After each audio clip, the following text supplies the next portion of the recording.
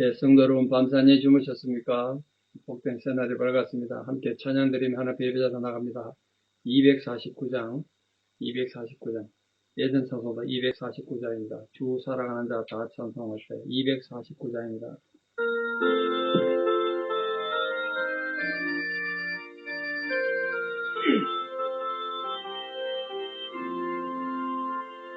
주 사랑하는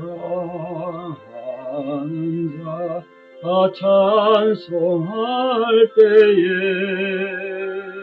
그 보좌 앞에 둘러서 그 보좌 앞에 둘러서 큰 영광 돌리세 큰 영광 돌리세 저 밝고 도묘한 시온성 향하여 가세 내 주의 찬란한 성에 찬송하며 올라가세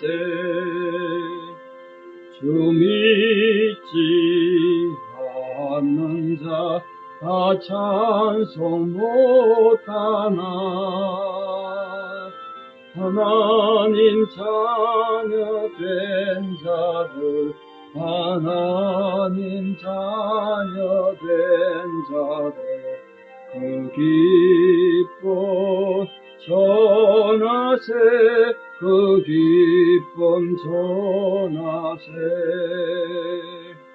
저 밝고 도묘한 시온성 향하여 가세 내 주의 찬란한 성에 찬송하며 올라가세 저 하늘 황금길 나 올라갈 때에 시온성 언덕 위에서 시온성 언덕 위에서 수많은 천사들 날 인도하리라 저 밝고 도묘한 시온성 향하여 가세 내 주의 찬란한 성에 찬송하며 올라가세 내 눈물 다 씻고 널 찬송 부르리 저 임마누엘 주 앞에 저 임마누엘 주 앞에 나 영광 누리리 나 영광 누리리 저 밝고 도묘한 시온성 향하여 가세 나 주의 찬란한 성에 찬송하며 올라가세 아멘. 주기도문으로 신앙 고백 드리겠습니다. 하늘에 계신 우리 아버지, 아버지의 이름을 거룩하게 하시며 아버지의 나라가 오게 하시며 아버지의 뜻이 하늘에서와 같이 땅에서도 이루어지게 하소서. 오늘 우리에게 일용할 양식을 주시고 우리가 우리에게 잘못한 사람을 용서하여 준 것 같이 우리 죄를 용서하여 주시고 우리를 시험에 빠지지 않게 하시고 악에서 구하소서. 나라와 권능과 영광이 영원히 아버지의 것입니다. 아멘. 2024년 11월 19일 화요일 새벽입니다. 하나님 주신 말씀 누가복음 6장 1절에서 5절입니다. 누가복음 6장 1절에서 5절 공독에 올리겠습니다.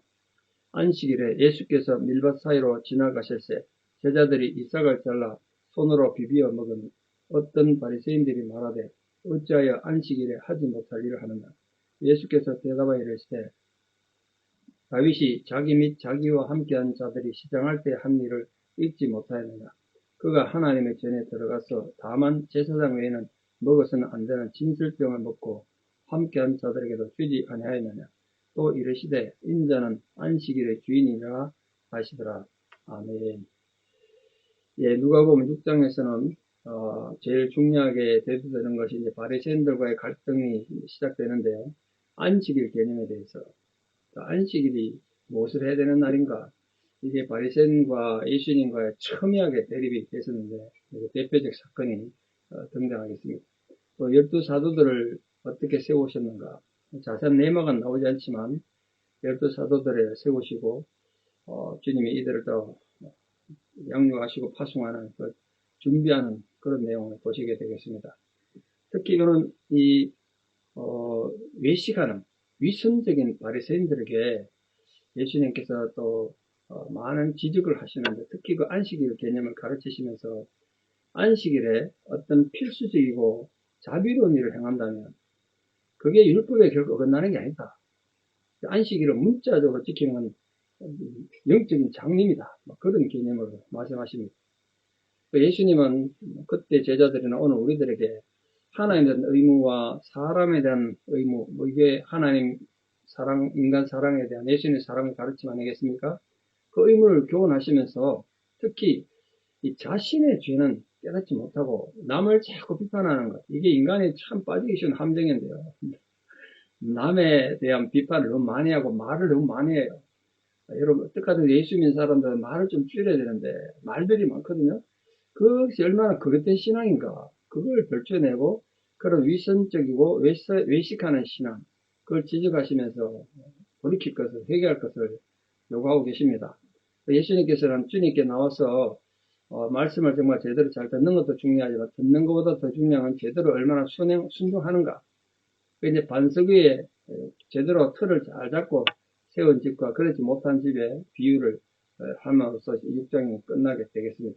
그럼 여러분, 우리 성도님들 남 비판하고 원망하고 불평하기 앞서서 신앙의 목적은 하나님과 내가 바른 관계가 돼야 되는 거 아니겠습니까? 내 신앙을 하나님 바로 했어 있는가? 늘 남 비판하기 전에 사실은 그 비판할 사람 두렵지 않습니까? 하나님 말씀에 인도받으면서 겸손한 사람 살아야 되는데 그게 쉽지 않잖아요.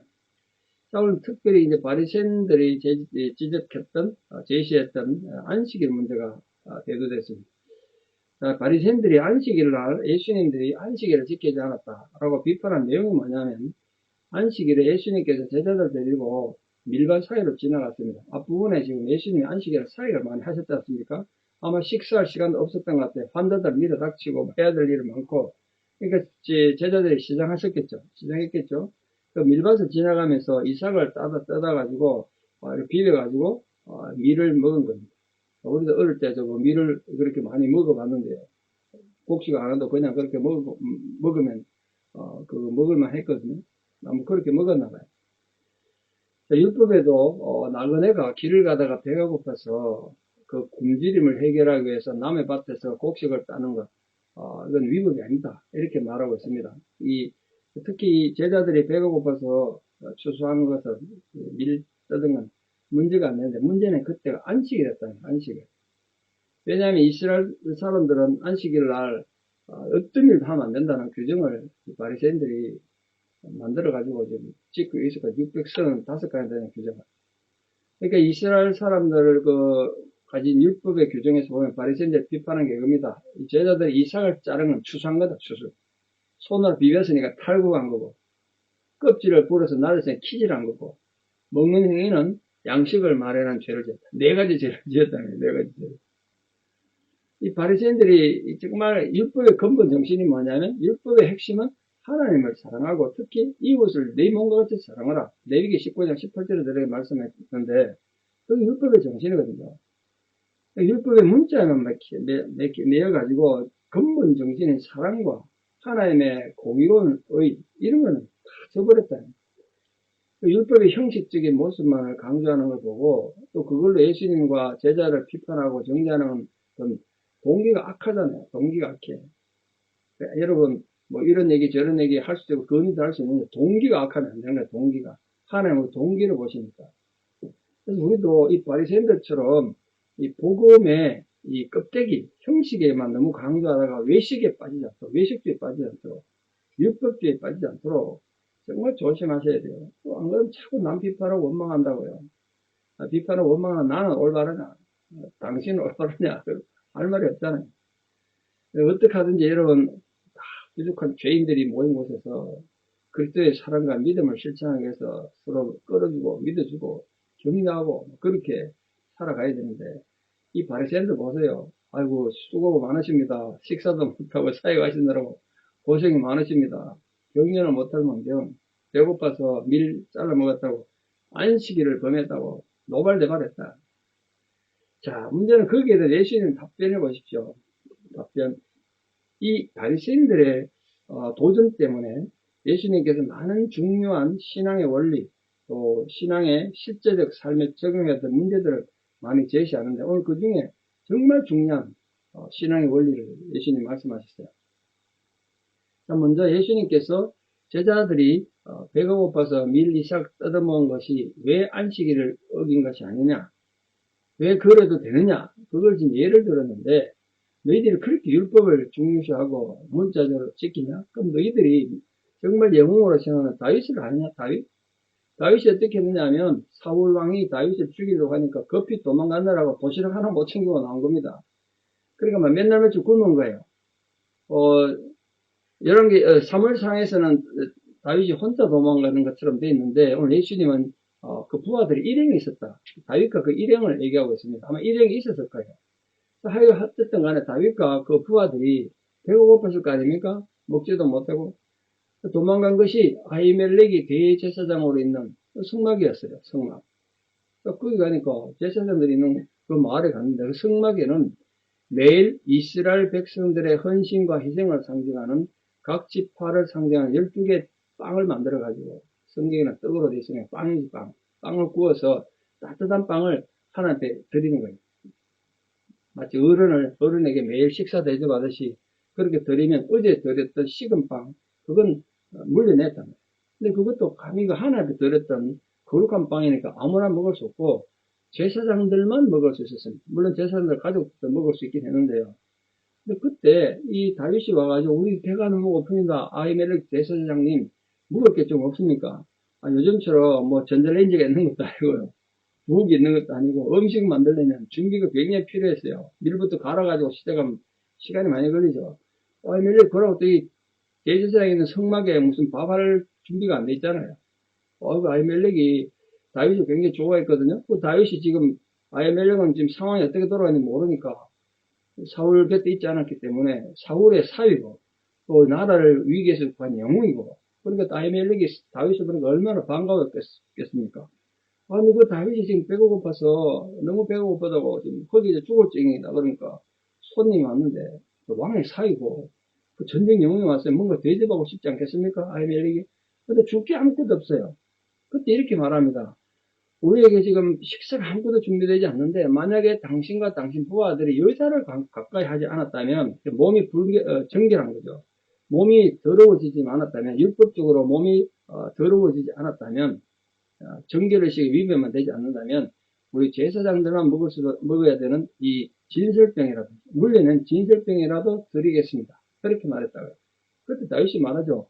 우리 평소 때라도 그렇게 여자를 함부로 가까이 할 수 없는데 지금 이렇게 위급한 시기에 어떻게 누가 그렇게 했냐고. 우리 다 그런 거 없다고. 그러니까 이 아히멜렉이 제사장들만 먹게 되는 그 진설병 빵을 다윗과 그 일행에 줬단 말이에요. 율법 어긴 거죠, 사실은. 제사장만 먹게 된 걸 일반인에게 줬으니까. 그럼 예수님이 그걸 얘기하신 거예요. 자, 봐라. 너희들이 그렇게 따지자면, 율법을 그렇게 따지자면, 아히멜렉 대제사장도 잘못했고, 다윗도 율법을 범한 거 아니냐? 근데 그걸 왜 그렇게, 아히멜렉 대제사장이 다윗을 섬겼고, 진술병에 줬냐? 아히멜렉이 율법을 몰라서 그러냐? 그런 뉘앙스죠. 그럼 다윗이, 너희들의 위대한 영웅 다윗이, 우리의 위대한 다윗이 율법을 어긴, 그 파렴치 범이냐? 이렇게 물은 거죠. 바리새인들도 그거 다 아는 사실이니까 할 말이 없잖아요. 그래서 말씀한 의도는 너희들이 그 내세운 율법의 정신이라는 건 그렇게 문자적으로 남을 비판하고 정죄하기 위한 도구가 아니고 근본 정신은 사랑이다, 사랑.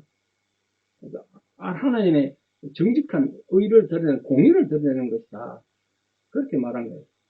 이걸 본 말씀은 오늘 또 우리에게 말씀이란 건 하나님의 공의와 사랑을 나타내는 수단이다. 남 지적하고 남 비판하는 도구가 아닙니다. 제가 늘 걱정스럽고 담임 목사라서 두려운 건 혹시나 내가 가르치는 하나님의 백성들이 이 성경을 배워가지고 날 남 지적질하고 비판하는데 쓸까봐 정말 두렵습니다. 여러분, 말씀의 핵심은 사랑입니다. 이웃에 대한 사랑, 하나님에 대한 사랑, 공경하는 거, 순종하고 그런 거 아니겠습니까? 그러니까 우리가 우리 신앙이 형식적이고 율법주의에 빠지지 않도록 늘 조심해야 됩니다. 그래야 우리도 은혜 받고 남에게 위로받고 이해받는단 말이에요. 그런데 오늘 이 바리새인들에게 예수님 입장에서 그 바리새인들 보니까 얼마나 한심했겠습니까? 얼마나 한심했겠어요. 배고픈 제자들이 미리 싹 좀 뜯어먹었다고 율법을 어겼다고 입에 거품 먹고 달려드니까 참 한심했겠죠. 그때 완전 핵폭탄 같은 말씀을 선포했습니다. 인자는 안식일의 주인이다. 인자는 안식일의 주인이다.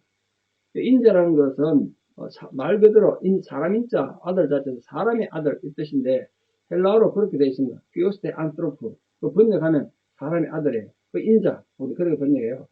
예수님을 나타낼 때, 물론 다니엘 때부터 구약에서 인자란 말이 등장하는데 하나님의 권위를 가진 하나님의 사람을 상징할 때 또는 심판주를 상징할 때 인자라는 단어를 썼습니다. 여기에 인자가 안식일의 주인이라고 말할 때 그 인자는 예수님을 가리키는 거겠죠. 여러분, 왜 예수님이 안식일의 주인일까요? 두 가지 이유 때문에 그렇습니다. 안식일을 누가 만들었습니까? 여러분, 창조가 있기 전에, 창세기가 있기 전에, 이 하나님 만물을 창조하기 전에 안식이라는 개념 자체가 없었습니다. 안식이 없잖아요. 없었어요. 근데 누가 만드셨죠? 6일 동안 세상을 창조하시고 7일째 되는 날 하나님이 안식하셨어요. 하나님도 안식해야 될 만큼 열심히 창조했다고 제가 말씀을 드렸잖아요.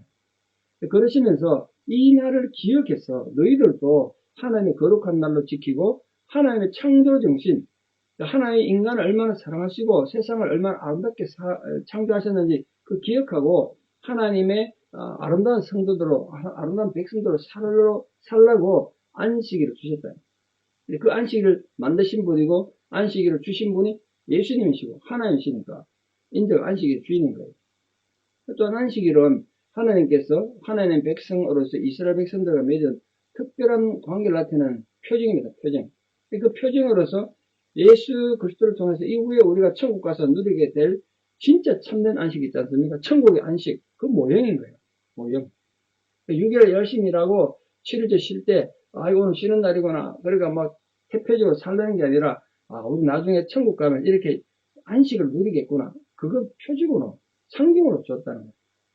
그래서 예수님은 안식일의 주인은 인자다. 그렇게 말씀을 드렸습니다. 그러니까 우리가 주일날 오전에 와서 예배만 하면 딱 드렸다고 안식일 다 지킨 게 아니고 그 정신, 하나님의 그 정신, 안식일의 주인이신 예수님의 정신, 하나님을 사랑하고 이웃을 사랑하는 그 올바른 정신을 잘 이해하고 또 잘 실천함으로써 하나님의 거룩한 백성으로 오늘도 인정받는 은혜가 우리 모든 성도들 있기를 진심으로 축복합니다. 기도드리겠습니다. 아버지 하나님, 오늘도 말씀을 통하여 우리에게 주님의 음성을 주신 은혜를 감사드립니다. 오늘 주님께서 이 말씀을 통해 우리에게 신앙은 결코 율법화되거나 형식적으로 되면 안 된다고 말씀하셨습니다. 우리가 자칫하면 우리 신앙이 형식화되고 율법화되어서 내가 하나를 바로 쓰는 데 쓰지 않고 남을 비판하고 남을 비난하는 데 쓸까봐 참 두렵습니다. 우리가 그런 어리석은 신앙인 율법화된 이 외식하는 형식적인 신앙이 되지 않도록 성령께서 매 순간 우리를 깨우쳐 주시고 또 깨닫게 해주셔서 올바른 길로 인도하여 주시옵소서. 오늘 주님이 가르쳐 주신 안식일의 정신은 배고픈 자들, 고난받는 자들, 힘들고 어려운 상황에 있는 사람들 돕는 것, 그들의 문제를 해결하는 것이 안식의 정신이라고 말씀하셨습니다. 이 하나님의 가르치신 참된 안식의 정신을 잘 깨달아서 내가 안식일의 주인이라고, 인자는 안식일의 주인이라고 말씀하시던 주님의 가르침을 잘 본받아서 참된 안식을 누리는 안식일을 지키는 제자 되게 도와주시고 우리가 예배를 통하여 하나님 앞에 올바른 관계를 날마다 회복하는 그 회복의 예배를 드리는 거룩한 안식의 성도들 다 되게 도와주시옵소서. 이후에 우리가 천국 가서 영원히 누릴 그 안식을 기억하며 이 땅에서 하나님 사랑하고 이웃을 이해하는 그런 넓은 마음의 성도들, 마음을 넓히는 성도들 되게 도와주시옵소서. 이제는 우리 주 예수 그리스도의 은혜와 하나님 아버지의 만극하신 사랑과 성령님의 위로 교통 역사하심이 오늘도 주님 앞에 나와 하나님의 거룩한 백성으로 참된 안식의 정신을 알고 위선적인 신앙을 버리고 실천하는 신앙, 하나님을 기뻐하는 순종의 신앙을 살아가기를 결단하는 사랑하는 성도님들의 위대한 신앙의 고백 위에 우리 사람 모든 자녀들 삶 위에 지금도 노안으로 오랫동안 고생하시고 하나님의 위로를 간구하는 고난 가운데 있는 모든 성도님들의 간구 위에 이제부터 영원토록 함께 하시옵기를 간절히 축원합니다. 아멘. 예, 여러분 오늘 하루도 믿음으로 승리하시고 또 내일 뵙겠습니다. 감사합니다.